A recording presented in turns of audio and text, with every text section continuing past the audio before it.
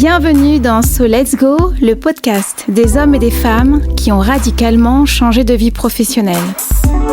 Je suis Adeline Guillou, je suis coach de vie et ce que j'aime particulièrement dans ce métier, ce sont les histoires de vie personnelles ou professionnelles. Ici, je vais vous partager le parcours de ces hommes et femmes qui ont pris la grande décision de quitter ce qu'ils savaient faire pour quelque chose de complètement différent, de plus risqué souvent, mais qui à leurs yeux avait plus de sens. Et aujourd'hui, je suis très heureuse de vous partager l'histoire de Julie qui est passée d'assistante commerciale à praticienne en massage. Donc je sais que je ne reviendrai plus jamais derrière un écran, en tout cas pas 8 heures par jour. Mais c'était une torture en fait, je tenais plus en place à la fin quoi. Quand vous savez où il faut y aller. C'est la seule issue, c'est ça, il faut absolument y aller, coûte que coûte, parce que si vous êtes au bon endroit, il n'y a pas de raison que ça ne fonctionne pas. So, let's go! Comment t'es venue l'idée? J'ai toujours su déjà que je n'avais rien à faire derrière un ordinateur, assise, sédentaire. Mais j'ai une formation initiale que je n'ai pas pu mettre en application en Limousin. J'étais formée à Paris dans le stylisme. Pour des raisons... j'ai suivi mon amoureux en fait ici. Okay. Parce que c'était pas possible pour lui d'intégrer la région parisienne, ce que je comprends aujourd'hui tout à fait. Et donc quand je suis arrivée ici, ma formation me permettait pas de postuler dans des entreprises parce que c'était pas du tout développé. La presse, textile, c'était pas... C'est surtout à Paris, dans des grosses agglos. Donc de fil en aiguille, j'ai rencontré des personnes qui m'ont permis de travailler quand même un peu dans l'événementiel, un peu dans la mode, un peu dans la photographie. J'ai été licenciée économique 4 fois en une quinzaine d'années. J'ai donné aussi plusieurs fois ma démission.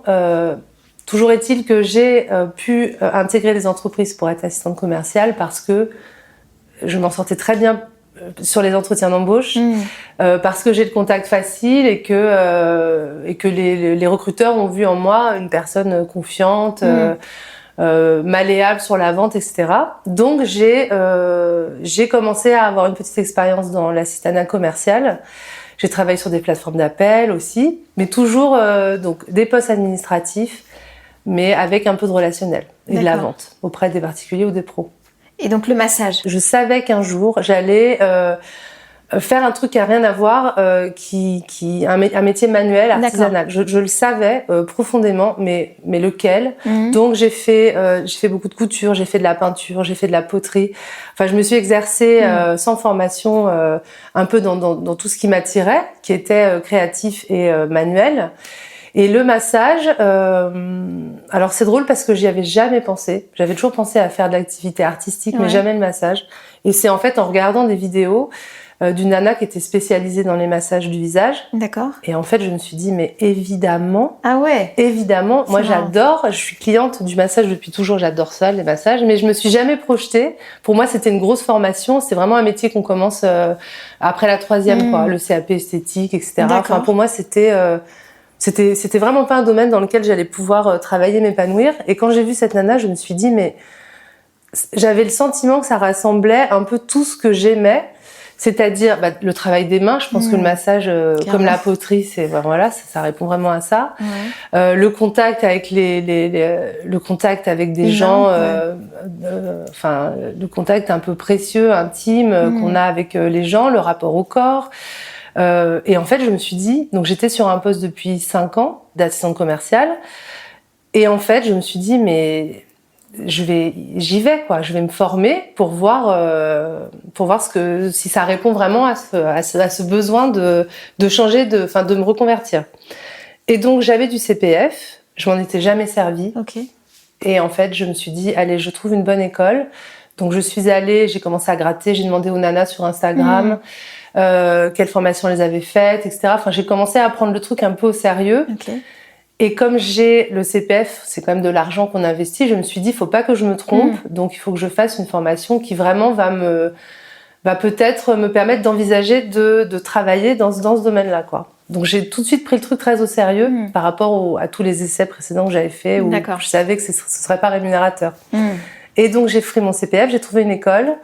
J'ai pris la plus proche, qui était à Clermont-Ferrand. D'accord. Mais une école qui était quand même reconnue auprès de la Fédération française de massage, qui référence en fait toutes les écoles certifiées, etc.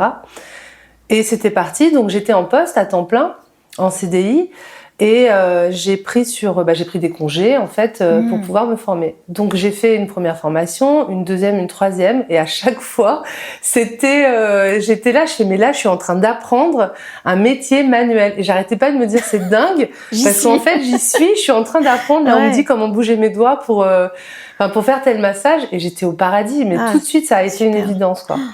Et donc, j'ai pas traîné, j'ai validé presque 110 heures de formation, je crois que j'ai fait en tout.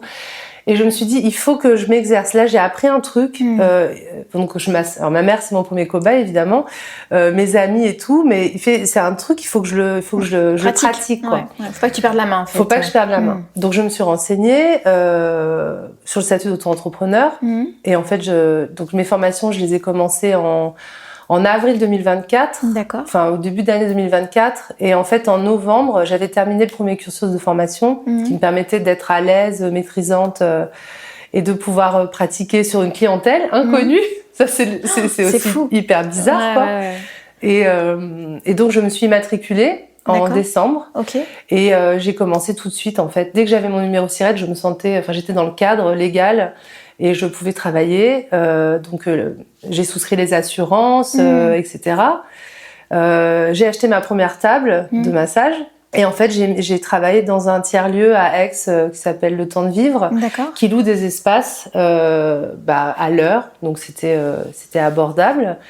Et en fait, grâce à ça, j'étais présente sur leur newsletter, et donc j'ai eu mes premières clientes et tout. Donc au début, c'était vraiment particulier parce que je vais toucher le corps de personnes qui me font confiance, qui viennent. Donc, c'est très particulier, quoi. Et en fait, je pensais pas que j'aimerais autant.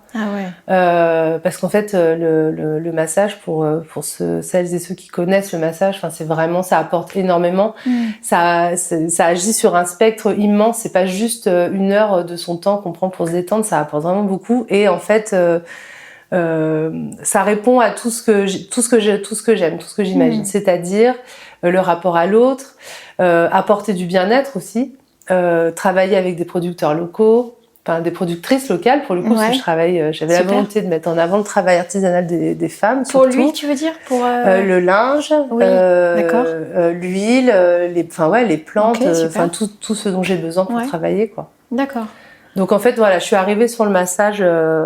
En voyant, en fait, dans mon fil d'actu sur Instagram, j'avais une nana qui parlait de ça, et je me suis dit, mais évidemment, quoi. C'est évidemment. Puis alors, j'adore l'huile, j'adore me badigeonner d'huile, et j'adore cuisiner avec des huiles et tout. J'en ai plein de différentes à la maison, et donc je m'éclate, quoi. Les huiles de machin, les huiles de trucs. Je rencontre des herboristes qui font elles-mêmes leurs produits, donc du coup, je peux conseiller. Ouais, trop bien. En parler et tout. En étant crédible, quoi. C'est pas juste ce que j'imagine. Maintenant, je sais, j'ai appris. Donc, je sais que je ne reviendrai plus jamais derrière un écran. Enfin, en tout cas, pas 8 heures par jour. Mais c'était une torture, en fait. Je tenais plus en place à la fin, quoi. Et justement, pour revenir à cette époque du salariat, tu l'as quitté comment ? Avec un licenciement ? Alors, en fait, pareil, comme on en discutait en off tout à l'heure, quand mon projet a commencé à prendre de la place, c'est-à-dire que je travaillais le soir, le week-end, j'avais des retours positifs, etc. Je fais, bon, là, il faut que je mette une balance et que je pèse le pour et le contre. Qu'est-ce que je fais ? Je peux pas être sur les deux tableaux. Donc j'ai fait une demande auprès de Transition Pro. D'accord. C'est un dispositif pour les salariés. Donc il faut répondre à certains critères, être salarié depuis plus de 5 ans, etc. C'est un dispositif public qui permet en fait aux personnes qui veulent se former et envisager une reconversion que la formation soit intégralement financée et que tu conserves ton salaire. Donc c'est un dispositif qui est vraiment génial. Alors c'est très dissuasif parce que il y a une partie administrative très lourde. Faut être quand même armé pour. Je pense qu'il y a beaucoup de personnes qui vont pas jusqu'au bout parce que c'est très lourd administrativement. Faut rechercher le certificat de travail quand ça fait 25 ans que tu travailles et que comme moi tu ne les as pas conservés. C'est un peu galère. Je comprends. Mais bon, je pense que ça fait le tri. Donc j'ai fait une première demande en 2024. pour le CAP esthétique, parce que je me suis dit c'est le seul diplôme qui existe qui va me permettre de pouvoir travailler et tout. En fait, non, c'est pas du tout le seul. Donc ça a été refusé. Quand tu fais une demande auprès de ce dispositif, tu es accompagné par la chambre de commerce et la chambre des métiers. C'est obligatoire et c'est un soutien indispensable parce que voilà, ça t'apporte quand même ça t'explique le fonctionnement du dispositif. Tu as un délai d'attente de 2 mois qui est hyper long. Donc le premier a été refusé. J'ai laissé passer 1 an, j'ai continué de travailler, de développer mon activité en parallèle, mais j'ai besoin de cette formation absolument, de me certifier comme praticienne officiellement. Donc j'ai refait une demande début 2025 pour une autre formation. D'accord. Et en fait, ce qui est drôle, c'est que ce dispositif ne te permet pas de quitter ton poste. C'est-à-dire que tu es détaché de ton poste pendant la durée de ta formation, tu conserves ton salaire, mais tu vas revenir en fait sur ta formation est payée, etc. Mais l'objectif, c'est que tu reviennes sur ton poste à terme. La première fois, quand ça a été refusé, c'est ce que j'avais fait. J'ai refait la même chose la deuxième fois, sauf que je me disais, mais en fait, je veux pas revenir. Je veux me former et travailler. Surtout, mon activité avait déjà commencé à démarrer, donc le feu avait pris. Et je peux pas revenir et le feu va s'éteindre, quoi. Je fais, mais c'est pas ça qu'il faut que je fasse. Donc j'ai fait, donc il y a cette option, et l'autre option, c'est une démission reconversion. C'est-à-dire que c'est exactement la même demande, sauf que t'es pas pris en charge, ton salaire n'est pas pris en charge par ce dispositif, mais par France Travail qui prend le relais. Donc si ton projet est validé, tu démissionnes et tu as tout de suite le chômage en fait qui assure. Ok, super. Donc je me suis dit mais c'est ça qu'il faut que je fasse, quoi. Ok, très donc bien. J'en parle avec la personne qui m'accompagne à la chambre de commerce. Oui, évidemment, etc. Enfin, j'avais déjà bien avancé dans mon projet.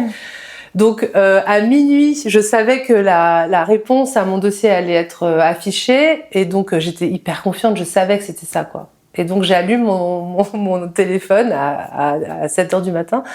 Et je vois une espèce de grosse ligne rouge et je dis non mais c'est pas possible, refuser. Je fais non mais c'est une blague.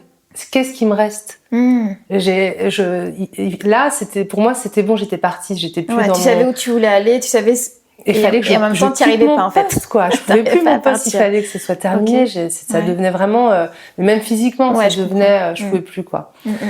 Et je fais qu'est-ce qui me reste? Le licenciement économique. Enfin, pour avoir la garantie d'avoir un minimum de revenus, tu veux dire? Voilà, des indemnités, un filet de sécurité quand même, quoi. Ouais. Bon, licenciement économique, c'est pas de mon ressort, donc je veux pas compter là-dessus. Et sinon, une rupture conventionnelle, mais enfin, ça va être compliqué et tout. Mais là, j'étais au bord. Il fallait que de toute façon, il y ait une solution pour moi. Donc, j'en parle à mon responsable et je lui fais écoute, voilà. Je lui explique la situation. Il était au courant de mon activité, etc. Il était même plutôt il était intéressé, bienveillant et tout par rapport à mon projet. Et en fait, c'est lui qui m'a proposé une rupture conventionnelle. Donc, il m'a dit, on va pas te garder là. T'as besoin, ton chemin, il est plus avec nous, il est ailleurs. Super. Donc, mais j'y croyais pas, quoi. J'étais là, mais en fait, les refus précédents, parce que Transition Pro, c'est quand même un truc génial pour les salariés qui veulent se former et changer de métier. En fait, c'était juste que c'était pas cette voie-là qu'il fallait que j'emprunte, quoi. Donc j'ai eu des refus pour qu'au final, mon entreprise me propose une rupture conventionnelle. Donc ça, c'était, on va dire, le lundi matin. Et en fait, j'y suis jamais retournée. Ah, super. Parce que ça a été. Ça s'est fait assez rapidement puisque tout le monde était d'accord. Trop bien. Le jour même, j'ai signé les documents. Après, j'ai pris mes congés et en fait, c'était le rêve parce que pour moi, j'avais enfin du temps à consacrer au développement de mon activité, quoi. Donc, grâce à ça, on rencontre du monde, on s'est rencontrés nous. Et puis après, c'est l'effet boule de neige, c'est bon, quoi. Donc ça fait 1 mois là que je suis 100% sur cette activité. D'accord, ça fait juste 1 mois. Ouais, ça fait juste 1 mois. C'est très récent, d'accord. Je pensais que ça faisait beaucoup plus, Ça fait juste 1 mois que. Alors ça fait 1 an presque par contre que je fais des massages et tout. Que je travaille, quoi, mais... Disons que tu faisais en parallèle une activité salariée, et là, du coup, t'es vraiment... Donc, je suis à temps plein matriculée depuis quand, du coup? Depuis décembre. Depuis décembre. 2024. Ok, super. Au-delà de l'employeur, t'as été soutenue par ton entourage dans tes choix? Ah oui, alors j'étais très soutenue. De toute façon, j'ai pas laissé... j'ai pas tellement demandé... En fait, je savais que j'étais au bon endroit, et... alors je me suis dit les gens vont encore penser que c'est une lubie parce que je te dis j'ai testé pas mal de trucs, j'ai créé des trucs et tout machin, enfin j'avais fait pas mal de choses, Mais moi, je savais en fait que ça allait... que là, c'était sûr. Que j'étais au bon endroit ouais. et que ça répondait vraiment. Et puis que j'allais vraiment pouvoir apporter quelque chose aux autres, ce que j'avais pas dans mes autres projets avant. Je suis toute seule à faire des créations, essayer de les vendre. Là, je suis... c'est un échange, quoi, avec quelqu'un. Donc non, j'étais hyper soutenue, ouais. J'ai eu de la chance, j'ai vraiment... c'est important, ouais. Personne m'a ralenti, en fait.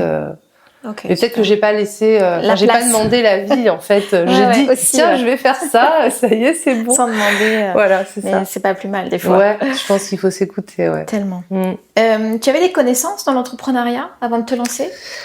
Alors oui, alors rapidement, j'ai ma mère et ma sœur qui avaient créé un commerce il y a une quinzaine d'années, donc.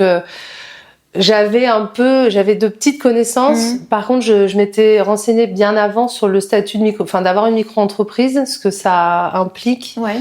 Sur le statut, imposé, en fait. Sur le statut, les avantages et tout. J'ai quelques amis qui ont des micro-entreprises aussi, donc je connais un peu le fonctionnement.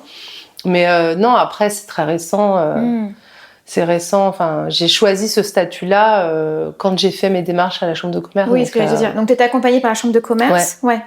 Jusqu'au bout, en fait, pas que pour monter le dossier. Non, voilà, dont tu parlais tout à l'heure. En fait, ça a suffi parce que quand on monte les dossiers, quand on fait une demande auprès de Transition Pro, on doit fournir un bilan prévisionnel.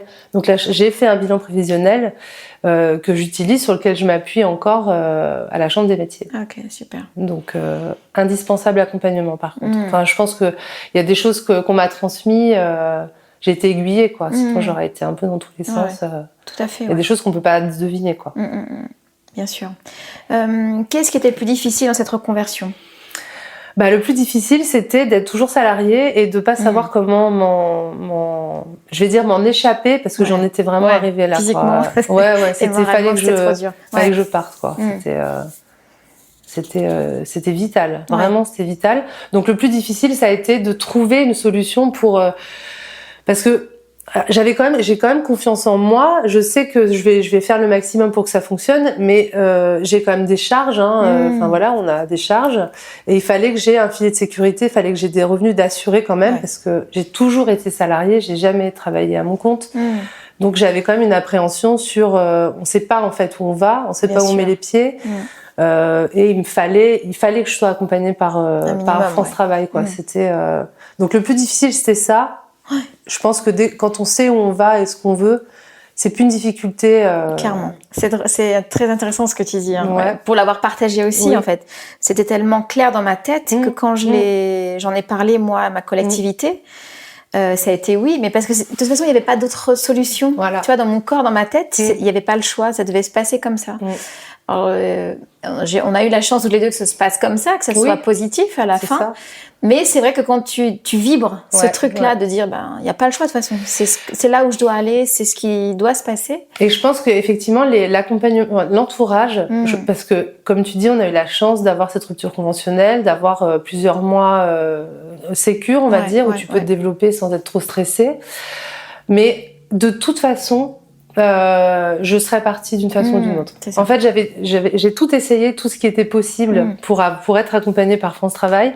Mais si ça n'avait pas marché, j'étais face à un mur, en fait. Donc, je pense que je serais de toute façon partie. Alors, peut-être pour trouver pour me former en alternance, par exemple, dans une autre entreprise, dans le bien-être, toujours, faire une alternance, parce que bon, c'était aussi une solution, mais je serais partie. Donc, peut-être que quand on sait précisément ce qu'on veut plus, je serais quand même partie. Et ça, je pense que c'est là que l'entourage a sa carte à jouer. Je vais donner ma démission. Alors oui, vas-y, on croit dans ton projet. Il faut que les gens y croient autant que toi. Mais je pense que vraiment, ça te donne des ailes. Et en plus, on a tous entendu des gens dire non, mais en fait, quand vous savez où il faut aller, il faut y aller. C'est la seule issue, c'est ça. Il faut absolument y aller, coûte que coûte, parce que si vous êtes au bon endroit, il n'y a pas de raison que ça fonctionne pas. Et en fait, je me suis nourrie de ce genre de discours, d'entrepreneurs qui ont des grandes entreprises, des hommes, des femmes, etc. Qui fonctionnent et qui ont réussi. Voilà. Le message à retenir, c'est de toute façon, ça va marcher. Parce que toute ton énergie, tu vas la mettre dedans, donc il n'y a aucune raison que ça marche pas, quoi. C'est important aussi ce que tu dis quand je demande est-ce qu'on t'a soutenu. Au-delà de ça, c'est s'entourer de témoignages, de personnes qui ont réussi. C'est ça. Parce que ça donne une lueur quand même d'espoir. Mais oui, parce que c'est-à-dire qu'il y en a qui réussissent quand même, donc pourquoi pas toi, quoi. Tous les discours existent aussi. Ouais. Si tu peux. Et si tu nourris de négativité, mais voilà, mais en fait, c'est ça. Donc vraiment, il faut pas. Alors, il y a. Regardez, si jamais vous avez l'occasion de regarder une interview très courte d'Anthony Cavana, je crois que c'est sur RTL, et en fait il dit mais en fait les gens ne savent pas ce que vous avez dans la tête, les gens ne sont pas à votre place, ils peuvent croire, ils ont leurs croyances, ils ont leurs barrières limitantes, etc. Les gens ne savent pas en fait ce que vous avez dans la tête, donc et il dit même à la fin, il dit quand je vais faire ça, les gens vont dire oui mais non, oui mais machin, et donc il dit, je le cite, mais fermez vos gueules. Alors c'est vulgaire, c'est ce qui sort, mais c'est pour appuyer sur le fait que vraiment on est la seule personne en fait à se descendre ou à savoir. Et puis on est la seule personne aussi à décider et puis à se mettre des bâtons dans les roues ou à aller de l'avant. À s'auto-saboter tout à fait, ou au contraire. Non mais voilà, et je pense que s'auto-saboter, c'est aussi la place de l'entourage, si on est un peu fragile ou qu'on n'ose pas, si on se tourne vers les gens qui vont vous dire non mais la sécurité avant tout, et puis c'est souvent des gens qui sont pas dans la même époque, dans la même période que nous, qui c'était marche ou crève, enfin. Et puis il fallait être fonctionnaire, il fallait un métier. C'est ça, voilà, il fallait être dans une case. Le schéma classique, ta famille, en fait, ton salaire, ton machin, et en fait la vie c'est ça, mais ça c'est la vie pour eux, c'est ça. À l'époque, oui. Voilà, on n'est plus dans la même. Enfin voilà, aujourd'hui il y a des dispositifs qui existent en plus pour accompagner les personnes qui veulent se lancer, donc faut tout prendre, enfin tout existe, faut tout prendre, faut aller chercher les bonnes ondes, la positivité, et puis voilà, et puis ça, le truc se fait vraiment tout seul, quoi. Et puis c'est un signe aussi quand le projet est vraiment très défini dans ta tête et dans ton corps. Ouais, c'est ça. C'est que tu es au bon endroit et qu'en fait tu vas pas fléchir, même si l'entourage est pas forcément bienveillant. Ouais, faut réussir en fait à pas s'imprégner de trop, pas d'impact, pas tendre le bâton comme on disait tout à l'heure, en fait, pas forcément trop en parler. Si on sent qu'en face c'est pas très optimiste, et puis c'est cool aussi de faire son chemin dans sa tête tout seul, d'avoir ses idées, c'est jouissif d'être à sa place, quoi, d'oser, parce que il y a aucune raison que ça fonctionne pas. Ok, super. Est-ce que tu avais des doutes malgré tout ça, des doutes, des peurs? Alors des peurs. Alors oui, j'avais effectivement un peu. Enfin, c'est pas tellement de la peur, c'est de l'hésitation plutôt. Bon, alors j'y vais. Je savais que j'allais y aller, mais il fallait pas que j'aille trop vite et que je sois un peu plus ordonnée, parce que dans ma vie c'est plutôt. Je fais beaucoup les choses à l'instinct, etc., à la dernière minute. Et là, je savais par contre qu'il fallait que ce soit structuré. D'où l'accompagnement avec la chambre de commerce et d'autres services qui existent. Et pour moi, ça a été il faut pas que je parte dans tous les sens. Et j'avais un peu cette peur que comme le reste que j'avais mis en place soit un peu décousu et qu'au final, l'objectif à atteindre ne pouvait plus l'être, parce que je partais un peu à droite, à gauche. Il me fallait un fil rouge, quoi, une ligne de conduite à tenir, et ça m'a vraiment été apporté par ok, super. La chambre de commerce et la chambre des métiers, Ok, très bien. Sans ça, je pense que je serais un peu. Et toi, cette prise de conscience qu'il fallait changer quelque chose aussi dans ton fonctionnement. Ah bah oui, ça il fallait. Après, quand on est maître du jeu, effectivement, c'est plus fluide, mais il faut quand même avoir faut s'organiser, quoi. Après, tous les outils existent aussi. Oui, bien sûr. Pour avoir un point de départ et une trame. Une trame, voilà, c'est ça. Quelles compétences ou expériences de ton ancien métier ont été utiles dans ta nouvelle carrière? Alors, ça, c'est sûr et certain que la vente, ça m'a vraiment aidé à structurer mon offre. Parce que ça, par contre, j'ai pas été accompagnée pour le faire. La partie commerciale, La partie commerciale, ouais. Après, c'est le contact. Le contact, on en parlait aussi. C'est dans ma nature d'avoir un contact facile, de mettre à la place de l'autre, etc. Donc ça m'a. Disons que c'est pas mes postes précédents, c'est vraiment mon caractère, voilà. Mais le rapport à la vente. Et ça pouvait être, je pense que ça peut être un frein, parce qu'en fait, on fait ce qu'on aime, mais on va pas oser le monnayer. On va pas se dire non, mais ça peut pas être rémunérateur, c'est ma passion, je peux pas le vendre. En fait, si. Et il faut pas oublier que les gens qui vous appellent ont un besoin et que vous avez la réponse à leurs besoins et que c'est un échange, mais vous leur offrez du temps, eux en échange ils vous donnent de l'argent. C'est ce qui fait que votre activité est pérenne et que vous allez pouvoir en vivre. Et ça m'a aidé. Ouais, j'ai toujours vendu en fait, que ce soit du service, des produits. Du temps, de l'événement. Enfin, j'ai toujours vendu des choses. J'ai grâce à ça fait des formations dans la vente forcément. Bien sûr. Et ça m'a aidé à asseoir mon positionnement et en fait je vends quelque chose. Et être au clair avec ça. Voilà, c'est vrai que c'est le point noir de beaucoup d'entrepreneurs en fait. En tout cas dans le bien-être. Notamment dans le bien-être, j'ai envie de dire. C'est particulier, mais les gens viennent vous voir. Et puis vendre à quelqu'un qui est en détresse, tu vois, c'est un peu genre on vit sur la détresse des gens, alors que pas du tout en fait. Mais non, pas du tout dans ce sens-là qu'il faut voir les choses. Voilà, et puis les gens, comme tu dis, quelqu'un qui a besoin. Ouais, c'est quelqu'un qui a besoin, mais la personne sait que ça va lui coûter quelque chose, quoi. Donc une expertise, le temps de formation. Ouais, c'est ça. Tout à fait. Tout à fait. Si tu pouvais revenir en arrière, tu changerais quelque chose ? Alors, évidemment non, sauf peut-être... En fait, je vais dire non parce que j'ai toujours eu envie... en fait, je savais que j'allais faire quelque chose, que j'allais mettre à mon compte, etc. Mais j'étais pas... tous les moments où je l'ai fait, ça fait 15 ans, 20 ans que ça dure. Mais il manquait quand même quelque chose toujours. Pour que ce soit que mon projet aboutisse, il manquait quelque chose. Donc, je pourrais dire que je regrette de pas l'avoir fait avant. Ouais. Mais avant, j'étais peut-être pas armée ou il manquait un truc, quoi, qui fait que, ça l'aurait pas fait. Aujourd'hui, ce truc, je l'ai. Je sais pas ce que c'est, c'est indéfinissable. Mais je pense que c'est l'âge, c'est peut-être aussi. Voilà, c'est beaucoup aidé. 40 ans, c'est maintenant, quoi. Ouais, c'est ça. On n'a plus trop de temps. Non, c'est clair. Tu te vois comment dans 5 ans? Dans 5 ans, je pense que ce sera pas très différent d'aujourd'hui, sauf, en tout cas dans mes projections, sauf, j'espère d'être beaucoup plus formée, d'être experte en fait dans le drainage, parce que c'est vraiment pas, c'est du massage, mais c'est surtout du drainage que je fais. Être experte, m'être formée auprès vraiment de spécialistes reconnus dans cet univers-là. Donc dans 5 ans, je pense être beaucoup plus maîtrisante, formée, et puis être obligée de donner des délais. C'est dans un mois maintenant, je suis désolée. Le planning est plein. Ouais, c'est ça. Mais avoir un réseau et que les gens aient bien compris ma démarche bienveillante de partage, d'échange, mais surtout être davantage formée, quoi. Ok, super. C'est mon objectif à 5 ans, ouais. Un conseil à partager à ceux qui voudraient se lancer ou tout simplement ceux qui nous écoutent? Évidemment, pas se poser trop de questions, quoi.